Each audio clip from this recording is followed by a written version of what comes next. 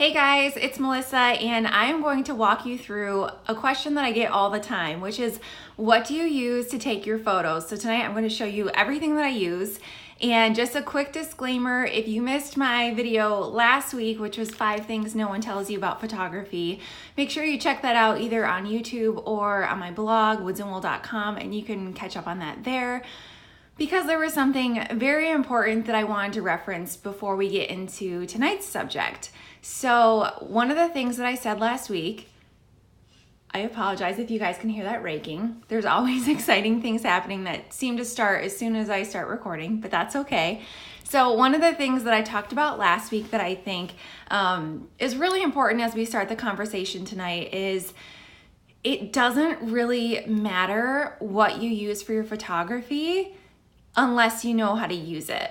So I'm going to talk a lot about DSLR cameras tonight, and I just wanted to clarify that because that is a whole hobby and craft and art in itself and a whole skill to learn. So if you're not willing to take the time to learn your camera and figure out what everything means and how to make the most of it, then just use your phone or use whatever works best for you, because it really is a whole new craft and a whole new hobby. I compared it to like, if you gave someone knitting needles, it doesn't make them a knitter. Like, they still have a lot to learn and a long ways to go. So that's kind of like the analogy I like to think about the DSLR camera with, is you really have to be willing to invest the time and practice and learn what you're doing.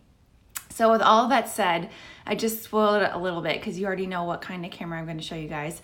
But I'm going to share with you like exactly the things I use. And after this video, there will be a blog post up and I will link everything in there just in case you guys want to know like exactly what I'm using, and that way you don't have to like try and write it down if I'm talking too fast or if you miss it or whatever. Okay, so are you guys ready to get started?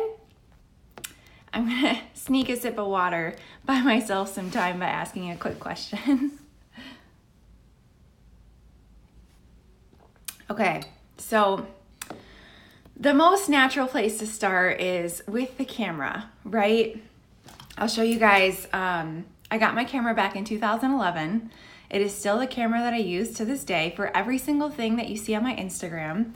I take every single picture on my Instagram as a picture that I've taken, just because I really want someone to come to my feed and know that it's like me and my work. And sometimes like if I'm in a photo, Austin, my husband, will have taken it. But other than that, everything I just want to be like my own original work and almost like a portfolio. So if you came to my Instagram feed, you'd be like, okay, this is Melissa, this is Woods and Wool, this is what this brand is, and this is the type of content I can expect from her.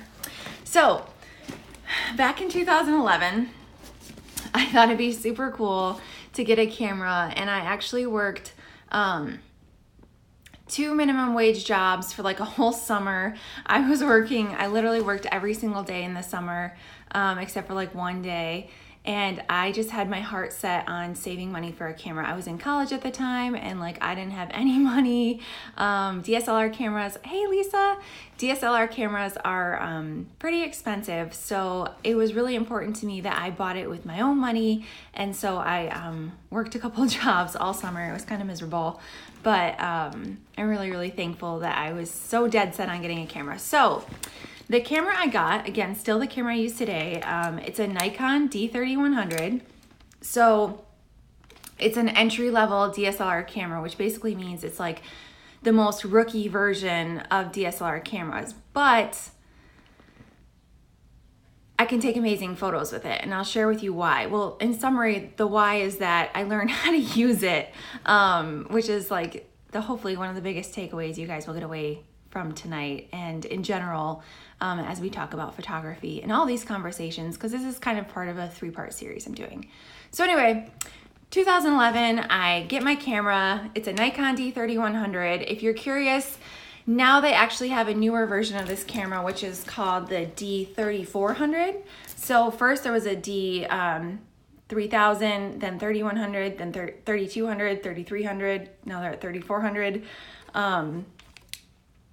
Yeah, I actually have a friend who has a D3000 and she was still shooting on it until like, I don't know, probably just like a couple months ago. My dream camera now, I'll share with you, is a D750, which is a full frame camera. It's a camera a lot of wedding photographers use, like literally amazing camera. So anyway, got my D3100 and it comes with this kit lens, which honestly, you'll probably just end up throwing away. I'll get to that in a minute. But just jumped in and started using it, figuring out like what all the buttons were. There's all types of settings and things. I'll show you guys on the back end too.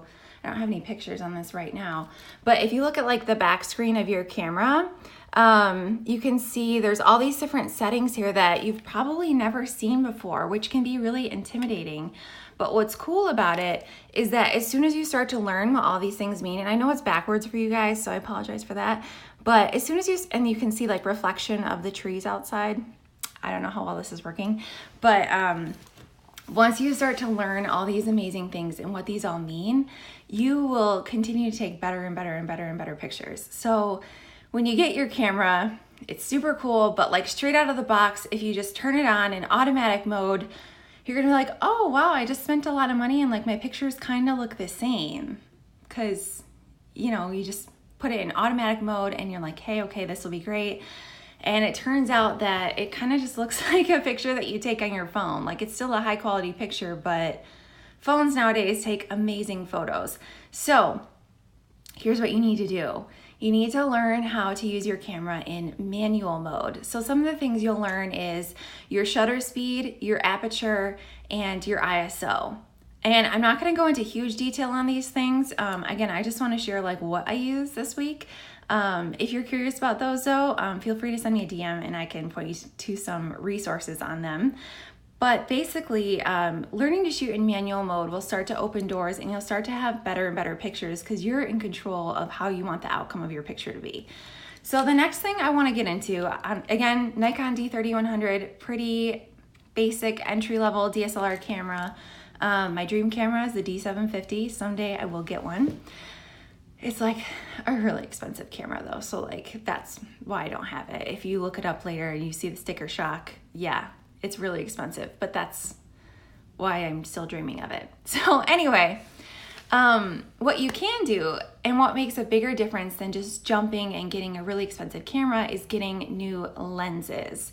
So when you get a DSLR camera, if it's an entry level, it'll come with a lens, and usually it's like an 18 to 55 millimeter zoom lens. So a zoom lens is a lens that can physically zoom in and out.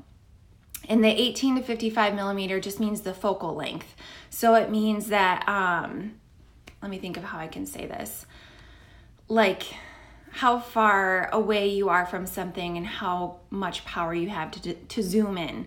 So 18 millimeter, the photo will look farther away, whereas if you're at 55 millimeters, I always say milliliters, but I said that right, millimeters, it's like you're zooming in, so you'll have a closer picture of the same thing. So like this would be a picture if you were my camera at like 18 millimeter, and then at 55 it'd be zoomed in a lot closer. So anyway, that's just the zoom. That's all that means. That's what those numbers mean.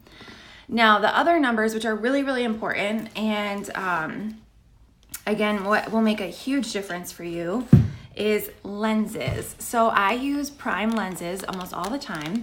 A prime lens is a lens that doesn't zoom. It has a fixed focal length. So if you want to zoom, you have to use your feet. You have to like physically walk forward or like use your body to zoom in and out. There's no like adjustment of zooming the lens in and out or like turning anything. It is a fixed focal length, which freaks a lot of people out because they're like, oh no, what am I gonna do if I can't zoom? Trust me, you'll be just fine. A lot of wedding photographers use prime lenses, like a lot of them. So the benefits of it, yeah, you lose your zoom, but what it does is it lets in more light. So these prime lenses have what you would call, again, I've referenced this before, but aperture, which is kind of like, I just like to think of it as like how much light you're letting in. So the way that that's measured, and maybe you guys have heard of this before, the way that it's measured is an f-stop or an f number. So these prime lenses have a lower f number. So if your kit lens has the lowest f number of like a 5.6 f-stop, Your prime lens, at least the ones I use, have a 1.8.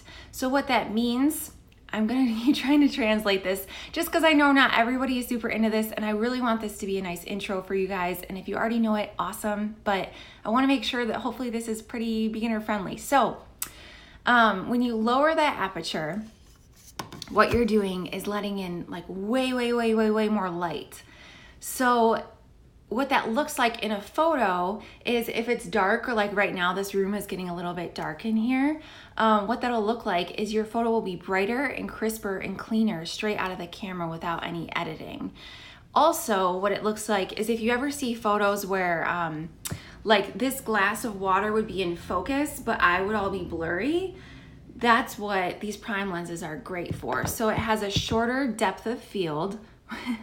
It's hard to explain these things in normal terms, but anyway, depth of field would mean that like my eyeball would be in focus maybe, but like maybe my ear would start to get blurry, and then definitely anything behind me, like those shelves back there, would be completely blurred. So they'd be like a nice soft blur, and then like my eye would be super in focus. Or if you're photographing a project or something, that's where you get a really nice crisp picture of like stitches, and then like the background or like the rest of the project just kind of looks like soft and it kind of blurs. So that's what these prime lenses are absolutely amazing for. I highly recommend them. My kit lens that my camera came with, I don't even remember what I did with it. I think it's like in a box in our basement somewhere, because I literally never use it. So I'll show you the lenses that I have specifically. And again, these will be linked in the blog post. I just want to show you guys, but don't worry about writing anything down because I'll link them exactly in the blog post for you guys. And if you didn't notice by now, I shoot everything in Nikon. Canon is also very popular.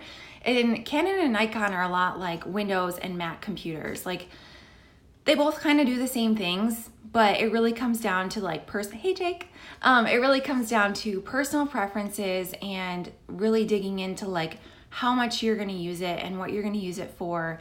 But at the end of the day, for most beginners, if you're trying to choose between like Nikon or Canon, they're both really amazing, really high quality.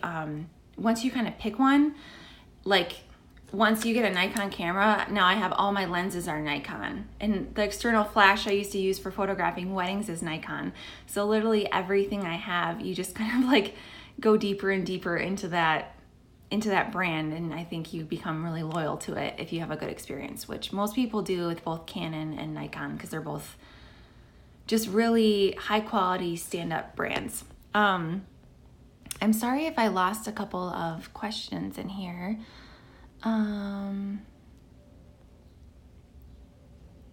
Okay, cool. So my favorite lens in the entire world that I use almost all the time is my 35 millimeter lens. So again, this is a prime lens. It doesn't zoom, and if you can see it on my camera, it's a very small lens. So I still get that beautiful, crisp, bright lighting. I can get that like crisp photo, but it's not zoomed in. So like if I'm inside or something, I can get a picture of like my full body, and Austin doesn't have to be like 20 miles away to get that picture. Now, the other thing is that, just like a small detail if this matters to you, but it matters to me, prime lenses are really small, so they're a lot lighter weight. And if you like to travel, like I always pack my 35 millimeter prime lens because it's like compact. It works in like all scenarios, at least for what I use it for, and I just love it to pieces. Now, my other second favorite lens, which I don't use as much as I used to, is my 85 millimeter lens. Again, prime lens, it goes down to like a 1.8 aperture, which is really amazing. But this guy is quite a bit bigger than my 35, and it's a lot more, the only real difference is the focal length. So like I said, these don't zoom, and these will be a lot more of a zoomed in picture if you want like details or things like that.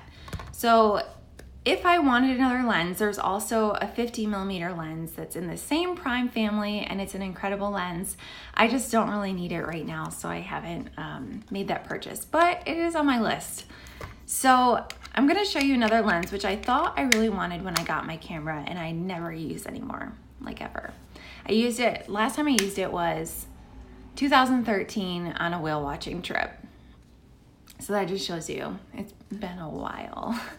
And that is my zoom lens. So this guy is a 55 to 200 millimeter lens. So it zooms a lot farther, and it has that feature where when you're using your camera, it like zooms in and out.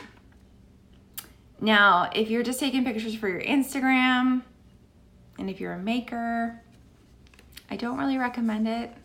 If you want to do like photography of like your kids' soccer games or something, cool, might be a really good lens. But otherwise, if you're looking for like Instagram worthy, pretty, beautiful, bright, crisp photos, prime lenses are going to be your absolute best friend if you have a DSLR camera. And I'll tell you, I have to look up the exact prices, but I want to say they're about $200.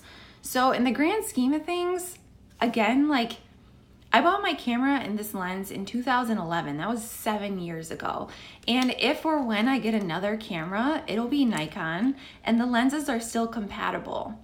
So when you think about it, like grand scheme of things, if you're willing to make that investment and you want to learn photography, definitely get your hands on prime lenses. They are incredible and they will change your entire game. I kind of want to take a couple of pictures while I'm sitting here. Maybe I can show you guys on the back of the camera what they look like.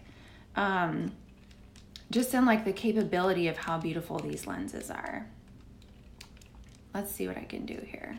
I don't know how well this is going to show up. I didn't plan on doing this, but we'll see what happens. I will take a picture of, you guys can't see it, but there's like a couch and a pillow and like a blanket right here. So I'm going to take a picture.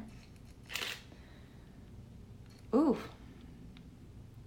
Okay, well, this might be an okay example. So the first thing I'm doing is I am having that aperture at a, let's see, 5.6, which is like what your kit lens would look like. So I'm going to show you what that would look like. And then I'm going to take it with a much lower aperture that I've been talking about and show you guys like just how incredible these lenses really are. Because you could never do what I'm going to do on a kit lens or on a regular zoom lens like the other one I showed you.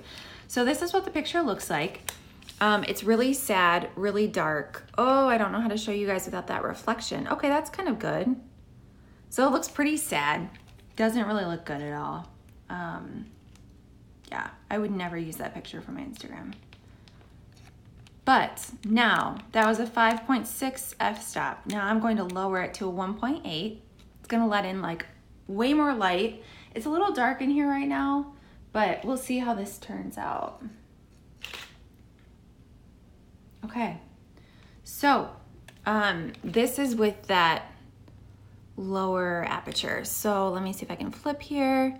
This is kind of what it looks like. You guys can't see any of the crispness or how beautiful it looks on the camera from through my phone, through the screen, but trust me. So this is with the really low aperture, and this is kind of the picture that you'd have if you were shooting on a regular kit lens that your camera comes with. Once you learn what you're doing, you can change a couple settings. The lens has way greater capabilities and you get like a bright, pretty picture. So that's the difference. And I don't know if you guys are getting the best example of that, but hopefully you can kind of see the idea. I'll also take a picture of, let's see, my notes, I guess. So I have my notepad here and I'll show you guys kind of what the focal depth kind of looks like. So I'll see if you guys can see this. All I did was, I don't know if it was in screen here, but I have my notebook here. I held it like this and I took a picture like this, and I'll show you guys what it looks like. So that's, woo, I don't know how to do this here. If you guys can tell, my thumb is out of focus, a couple of my words are in focus, and the rest of it just starts to blur around the edges. So again, prime lenses are your best friend. That's one thing. I should just title this like, why prime lenses are your best friend. But they let in more light, they give you a really crisp photo, and honestly, like, they just make your life a million times easier. So that was my spiel on lenses. Now I want to talk about some extra things that I use. What's the max ISO that you would use? Actually, the first picture I just showed you was at 800 ISO, and what happens, especially at an entry-level DSLR camera, when you bump up that ISO, your pictures become very, very grainy. So it's like, I don't know, it's like grainy and not crisp and not smooth and not good. So with my camera, again, it's an entry-level camera that's 7 years old. So I gotta keep that in mind. The max ISO I will use is like 400. But if you had, like if I had my dream camera, which is a Nikon D750, you can go up to like a 3200 ISO and the camera will perform at a much higher quality and it won't get as grainy as quickly.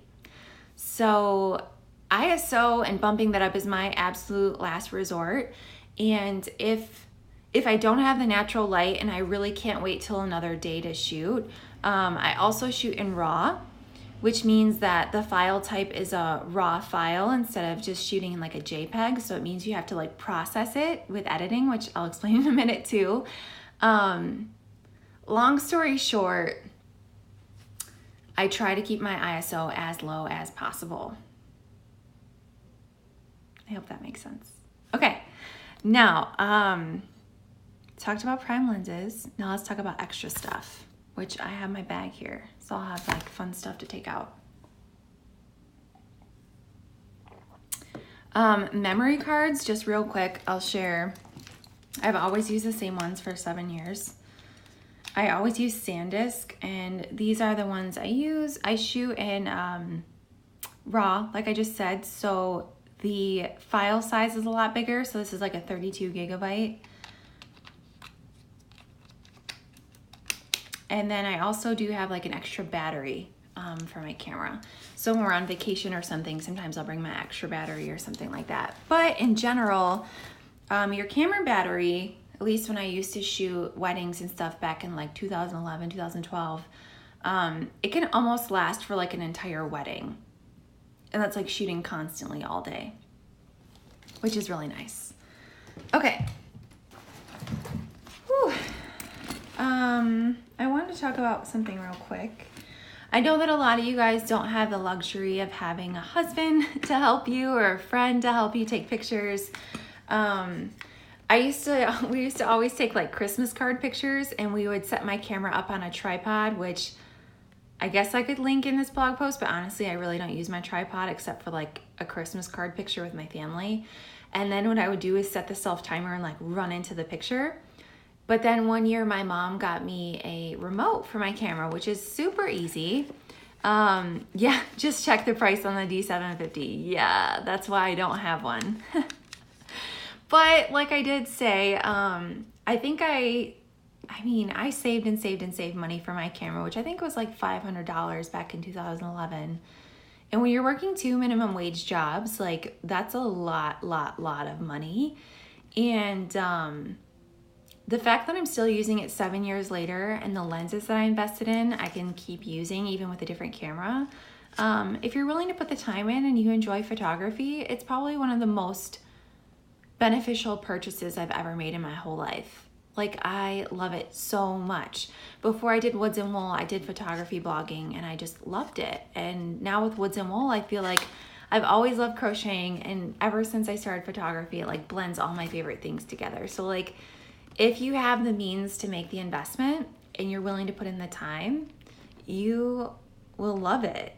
It's incredible. And even just having like nicer pictures of your family or a few nice vacation pictures, it's amazing. So anyway, my mom got me a little remote. So you like plug it into your camera and then you have the little remote guy for your, in your hand. It has this little antenna, which I just realized is super funny. I don't know why this is so funny. But anyway, that's a good option too if you feel like you need to take pictures of yourself. I think these are like 20 or 30 bucks. So again, if you're already investing in it, it's one of those things that can just make your life a lot easier. Another thing that I have all the time, which I'm not gonna show you right now, I always keep white poster boards on hand. And when I started this Instagram, I really thought that that would be like the best background ever. Like I'll just put everything on like a white poster board. And then I realized that that is like super boring. So now I'll use them to like bounce light back and just kind of create like a white background or things like that. But usually I use things with texture on them. So I use, I have like a white, it's machine knit, but it's like a white knit blanket I use a lot. I have another like cream blanket upstairs. I have another cream blanket down here. I have these chairs and these pillows I'll use once in a while. I try and use very neutral light colored backgrounds, but I find the poster board to be a little bit too like sterile looking. So anyway, now I'm gonna show you something else that's like a $20 game changer. And again, I bought this guy like 7 years ago. So these are reflectors, and I'll show you kind of like how it's useful. But if it's dark, like right now, you can tell that there's like some shadows in this room. It's getting kind of dark. So reflector comes in a little thing like this. It says 5-in-1 on it because there's like different little shell things that you can put on this. But basically, it's like a giant thing of aluminum foil. So I'm gonna show you like what it does. Okay, so this is what I look like, right? Actually, you can see the sun shining in, but you can also see a lot of shadows and things.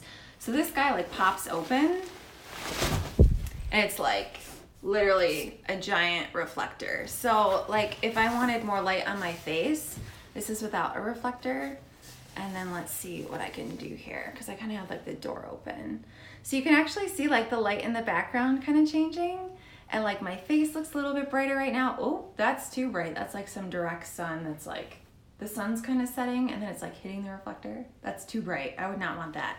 But for like an Instagram post, if things were looking really dark like this, sometimes I'll even just set my reflector on the floor and it will just like bounce like, okay, let me just do it. This is the room without the reflector, and I'm just gonna throw it on the floor here, and then there's light coming in from the door that will just kind of reflect off this. I'm not sure how much you can really tell because the light's not coming in super great. But, oh, there you go. You can kind of see it. Anyway, these things are like 20 bucks, and you just like fold it back up and put it in the thing. And it's really, really, really, really nice if you ever take pictures of yourself or of people like modeling your stuff. So sometimes like if I'm sitting on our couch and it starts to get a little bit dark over here, again, Austin, my husband, is super great. So he will like kind of position the reflector and like hold it and take the picture just to make sure it's like the most flattering light you can get, because the better your light is, the better your picture is gonna look. So that's that. And now you can kind of see it's just laying here. It's humongous. So I think those were all the main things I was going to tell you guys. Poster boards can actually work in a similar way. They're not going to reflect light quite as obviously and drastically as a reflector will, but if you have like something laying flat like this and you place like an item here, what can be really helpful is if you have like another white piece of poster board or something bouncing the light back. So anything like white paper will do that really well. Pillows, if you have like a white pillowcase, that'll reflect light really nicely. It's actually really interesting. Concrete is a natural reflector. So concrete will, like if the sun's out, concrete will kind of help have like a more balanced light. And then also, even like trees are reflectors, so like the leaves and stuff.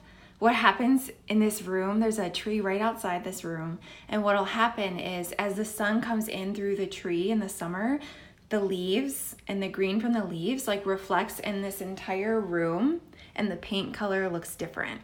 So it has more of like a greenish hue. So a lot of times I will fix that when I edit pictures and just try and make it so like everything isn't green tinted when I shoot in this room.